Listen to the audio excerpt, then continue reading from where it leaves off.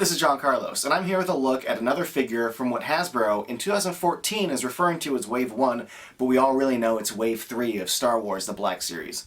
Let's take a look at Luke Skywalker. And here's a look at the packaging of the figure, and if you care, here's a little blurb and quote on the back from Empire Strikes Back. You can see it's got the artwork from the battle on Cloud City on the back.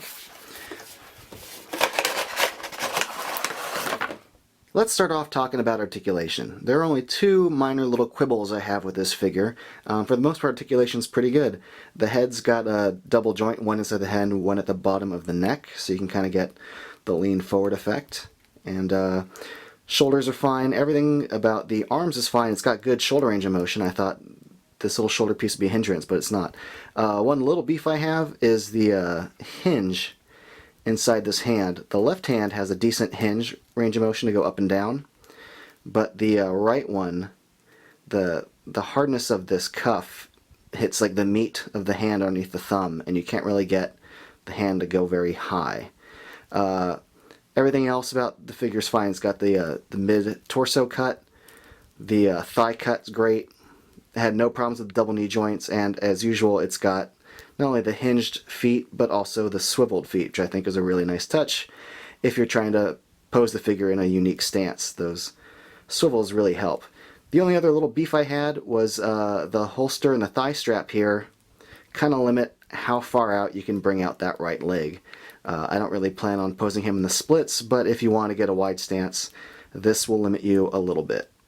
One of the things I really like about this figure is the detail on the outfit.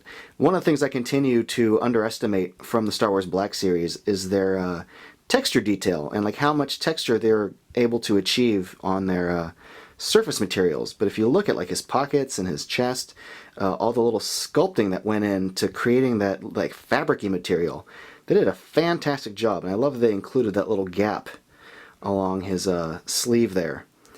You can see not just like the sculpting of the wrinkles, but really the sculpting of the material that really impresses me here. Now, if you take a look at the paint, I think they maybe went a little heavy-handed with the gray paint on the boots, but from far away it looks fine. But I like the paint on the actual outfit he's wearing. It's a simple paint scheme for a simple outfit, but they could have just gone with like one basic tan material, but they really did a great job with like subtle grays highlighting the little fabric-y wrinkles and stuff. Now his face, for the most part, turned out pretty good. If you could see right here, in between the two little hairlines where it parts, there's some paint on his forehead. I knew that when I bought this. The other two that I saw had really bad necks. All the paint was scratched off his neck, so be aware of that when you're shopping for this. You could see the plastic material underneath the neck. And they had some like hair paint blotched onto his face, so even though the other ones had a cleaner hairline, this one was the cleanest one overall. But I like what they did with the hair. The sculpt on the face and hair is pretty good.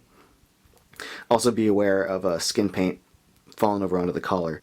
To get the most out of your articulation, make sure that the elbow is in the correct position once it's out of the package. That way you can get a full range of motion out of your figure. Luke comes with two accessories. One is the blaster, and I really like the detail on this. The sculpting, like the ridging right along the edge of the blaster there, and the little ridge lines on the handle grip there. This is a really cool accessory. I dig it. He also comes with his lightsaber, and it's alright. There's this giant red splotch of paint there. Hopefully if you buy this, yours doesn't have your red splotch there. And as usual, the blade comes out of the hilt. Now let's attach them onto the figure here, because you can have the blaster slide into his leg holster. Kind of have to push it a little bit through, but it does snap into place. And that strap does plug into the hole there. It also fits into his right hand. And then the lightsaber can fit into his left hand, and it can also be taken out and pop the blade out, and you can hook it on that little hook on his belt there.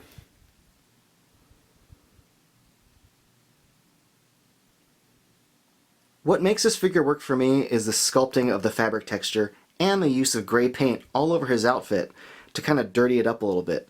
It's a little detail like that that makes it pop a little more than I was expecting. I also like that the right-handed blaster hand fits with the lightsaber, so you can do a two-handed grip. I was concerned that you could only do a one-hand grip, but it turned out pretty good. And this figure turned out pretty good. I really dig it. Thanks for watching.